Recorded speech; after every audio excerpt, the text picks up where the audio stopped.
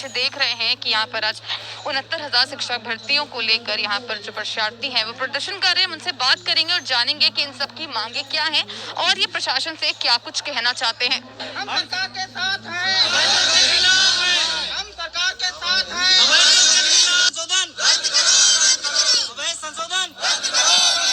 मेरा नाम राजवीर सिंह है, मैं मथुरा जिले से आया हूँ।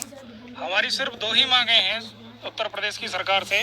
सबसे पहली चीज 69,000 शिक्षक भर्ती में प्रथम और द्वितीय चरण की काउंसलिंग के पश्चात जो भी पद रिक्त बचे हैं उन पर आगामी सूची जारी करके और उनका काउंसलिंग शेड्यूल फिक्स किया जाए कि इस डेट में काउंसलिंग होगी और तब तब नियुक्ति पत्र मिलेगा। दूसरी मांग हमारी सिर्फ ये है कि हम दूसरी मांग में ये जो अवैध हैं, यानी अवैध से मेरा तात्पर्य है कि ऐसे अभ्यर्थी जो किसी भी तरीके की जालसाजी करके मार्क्स कम ज्यादा भर के चयन सूची में अपना स्थान सुनिश्चित कर लिए हैं, उनको किसी भी प्रकार के संशोधन का लाभ नहीं लेने दिया जाए। हमें ये कहना है कि मैम यहाँ पे जितने भी लोग खड़े हैं सबने तैयारी एक साथ शुरू की थी, लेकिन हमारे जो ज्यादा मेरिट के लोग थे वो प्रथम काउंसलिंग में हो गए, कुछ लोग थे जो द्वितीय काउंसलिंग में हो गए।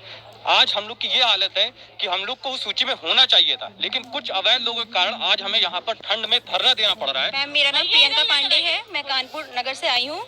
मेरा जर्नल 67.03 है मैम, मेरा 08 से रुका हुआ है, 0.08 से रुका हुआ है।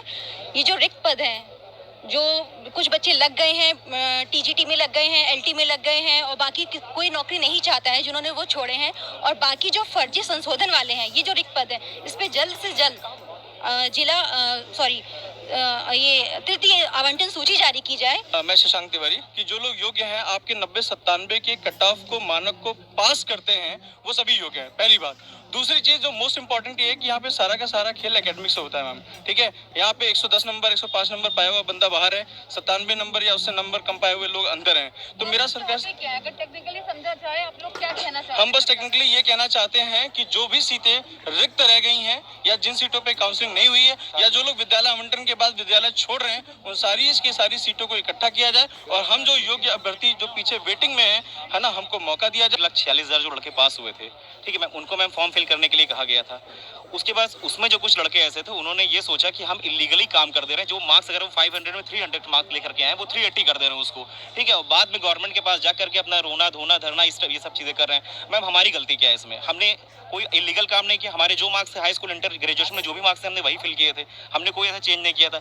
ये बच्चे ये गलत काम करने 70-80 जो भी नंबर अपना बढ़वाने के बाद आज जगह गवर्नमेंट के सामने अपना रो रहे हैं, ये इस तरीके से अपना मार्क्स बढ़ा रहे हैं। तो गवर्नमेंट हम लोग को अहित ना करे, इस तरीके से हम लोग को भी ध्यान देना चाहिए। कोई मेरा नाम प्रियंका सिंह है, मैं बाराबंकी से आई हूँ और मैं ये चाहती हूँ कि हम सब भाई बहन 2 वर्षों से जो मानसिक प्रताड़ना झेल रहे हैं, कम से कम सरकार हमारे अगर साथ है, हम 90-97 पे हम पास हुए हैं, तो कृपया करके मंत्री जी हम लोगों को नौकरी दीजिए। हम इतने दिन से इतने जो है कष्टों से यहाँ पे पहुँचे हैं,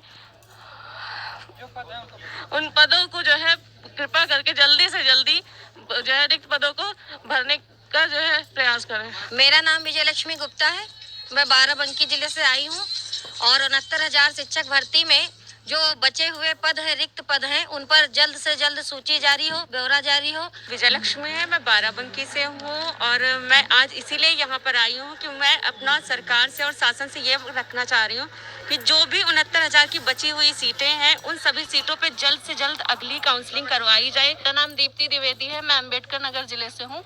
आज हम लोग सब यहाँ इसलिए इकट्ठा हुए हैं कि जो रिक्त सीटें 69,000 में बची हुई हैं उन पे जल्द से जल्द अगली सूची जारी की जाए और अवैध संशोधन को रोका जाए। सुधीर वर्मा, मैं बीएड धारक हूँ और मैं 0.01 से रुका हूँ। तो जितने भी सीटें रिक्त बच रही हैं उसको जल्द से जल्द इसी महीने में सूची जारी की है। मैं 69,000 शिक्षक भर्ती में कैंडिडेट हूँ, मेरा 0.4 से रुक रहा सिर्फ। मैम बस एक ही निवेदन है योगी जी से और शिक्षा मंत्री जी से कि जो भी ज़्यादा अंक भर के इसमें सूची में शामिल है उनको हटाया जाए, किसी भी तरह से यह संशोधन मान्य ना किया जाए। बस मैं कंचन गटियार कानपुर से हूँ।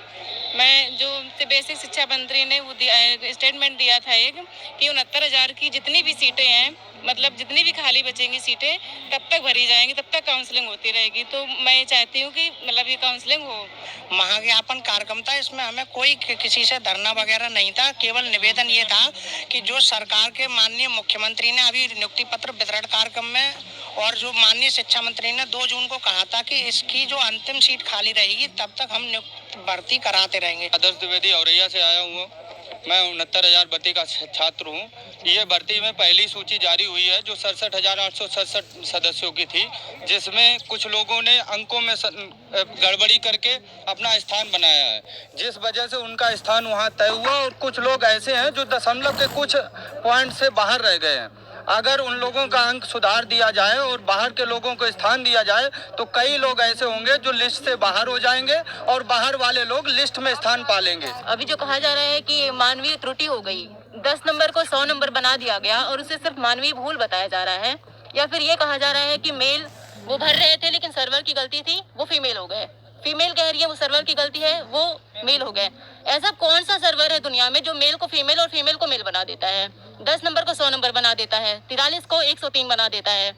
अगर ये मानवीय त्रुटि है तो एक बार फिर से आवेदन शुरू किया जाए, हम लोग भी मानवीय त्रुटि करके अपने नंबर को बढ़ा दें। सिंपल सी बात है। जो भी अवैध संशोधन पे विचार हो रहा है उसे बिल्कुल पूरी तरीके से रद्द किया जाए और जितनी जल्दी हो सके थर्ड काउंसलिंग की सूची अतिशीघ्र जारी की जाए।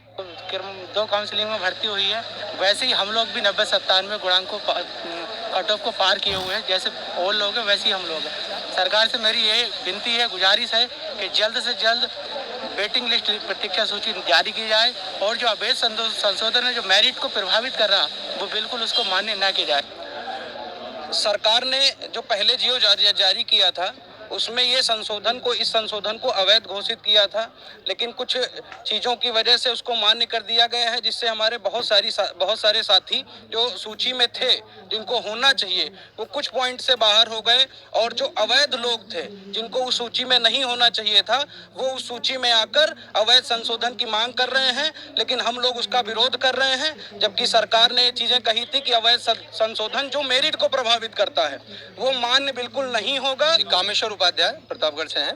हम ये चाह रहे हैं कि ये जो इन्होंने अवैध संशोधन किया है इसको रोकें, और बहुत आसानी सी तरीके हैं कि जो वैकेंट सीटें हैं हम लोगों को दे दें। उससे इन लोगों का ना तो कोई नुकसान है सरकार का, सरकार चाहती भी है। प्रशासन अभी वो सिर्फ हवाला दे रहा है कि हाँ अभी हमारे पास सीटें नहीं है, ऐसा नहीं। वो जो ये ढीलापन कर रहे हैं, जो ढीलापन दिखा रहे हैं वो हम नहीं चाह रहे। हम चाह रहे हैं कि वो इसको कराएं।